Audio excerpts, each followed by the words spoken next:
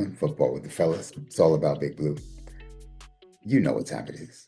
After a 2-7 start for the third year in a row, it's time for Mock Draft Monday. Yes, we're looking ahead.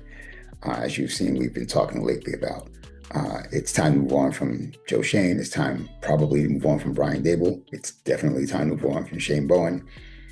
And it's time to move on from 2025. So I'm already looking ahead to 2026. As you've seen for the last couple of weeks, I've already been doing my mock drafts. So it is Mock Draft Monday again. But before we go any further, please take a minute, grab that like button, share, subscribe, comment, all that good stuff. You know what time it is. Okay, so I'm going to make this really brief. I did another mock draft. Shout out to PFF for the technology to allow me to do this. And I like what I did. So the first thing I did is we have the 5th overall pick. And with the 5th overall pick, we're going to give it a player. So I decided that I'm going to trade down. So I traded down to the 9th overall pick with the Cincinnati Bengals. They offered me their 9th pick, and they offered me the pick number 73 in the 3rd round. You know, we didn't have a 3rd round pick. And they offered me next year's 1st round pick.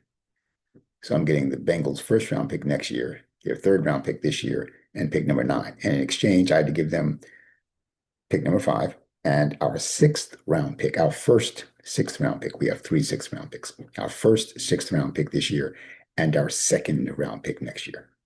So basically moved up from the 6th round to the 3rd round this year and from the 2nd round to the 1st round next year in exchange for moving back from pick 5 to pick 9 this year. And I'm fine with that. There's, I think, many more than 9 good players in this draft. You know, difference makers, very solid players. This is a solid 15 or 20 deep draft. So to move from 5 to 9 is not a big deal. The person who I would have taken at 5 was still on the board at 9. So I think this is just a win-win all around, and especially for us. So with that 9th overall pick, I took cornerback Mansour Delane from LSU, who I've been taking in the last few mock drafts. And I do think he's going to go somewhere between 5 and 15, depending on his combine times, etc. Looks like a really good shutdown press man corner who's also good in zone and is a willing, strong run supporter. Unlike Tay Banks, he comes up and makes tackles in the run game. I just think that that's a player we can't pass on if he's there. Like I said, I really wanted to take him at 5, but to get the extra 1st round pick next year and a 3rd rounder this year when we didn't have a 3rd rounder this year, I rolled the dice and said, all right, we're going to get a very good player, even if Delane's not there. But he was still there. So I was just, thrilled to take Mansour Delane at 9 in the 2nd round. So our inability to stop the run is going to be our Achilles heel unless we can fix that. So I took a run-stuffing defensive tackle, Caden McDonald out of Ohio State. I've taken him once or twice before as well. Big body, hard to move. He doesn't seem to have a lot of stamina, and he doesn't offer very much in pass rush. I'm fine with that. If I can get him on 1st and 2nd down to shut down the run inside alongside Darius Alexander and Dexter Lawrence, that's all I need from him. He can go off to the side and, he can play 25, 30, 35 tops snaps per game. I'm fine with that. So if Caden McDonald gives me that, if he gives me, basically I see him as the A'Shawn Robinson that we should have never let get away, but on a rookie deal. So if he can be that guy, if he can just gobble up blockers and allow our linebackers to stay clean and make tackles, that's all I need. Get in that B gap and just lock it down.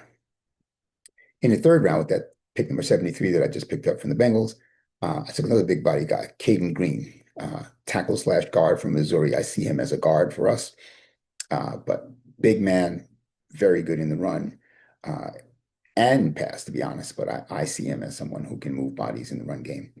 And I think he will step right in and replace probably Greg Van Roten, who I'm pretty sure is going to either retire or just not be invited back.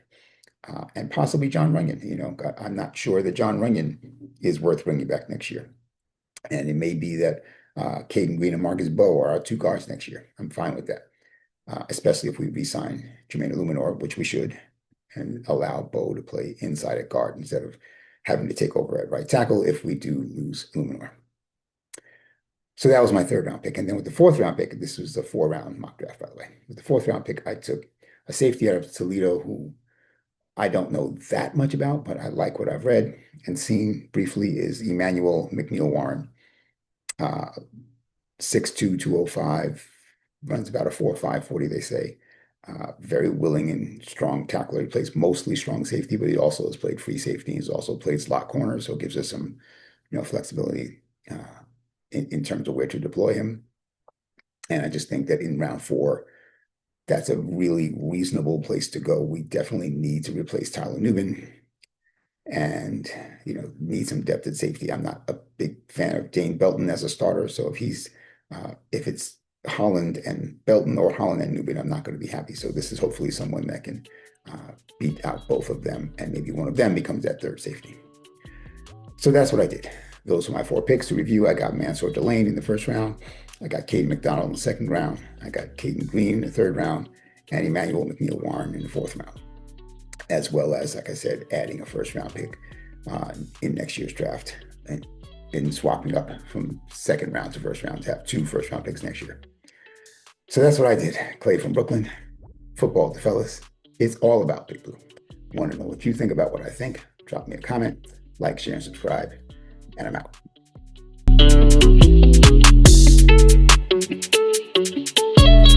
Big shout out to El Marquis Productions, the talent behind the music and production here at Football with the Fellas. It's all about Big Blue. Their beats bring energy and excitement to every episode. El Marquis' skills in mixing, mastering, and creating top quality sound make the podcast come alive each week. For your own projects, check out elmarquisproductions.com and take your sound to the next level.